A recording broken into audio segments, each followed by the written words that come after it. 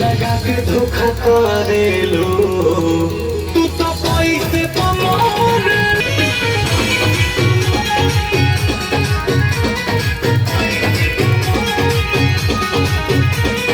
जियल अब रंजित के कहर लागा कमनो भी लड़की के बोली हर लागा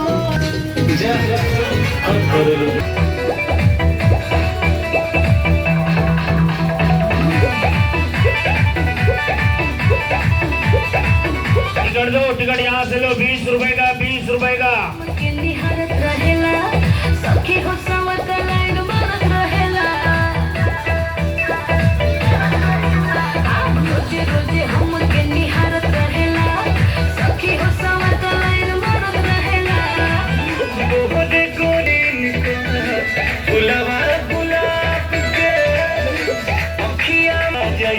इंग्लिश शराब के कनवा में सोखे वाली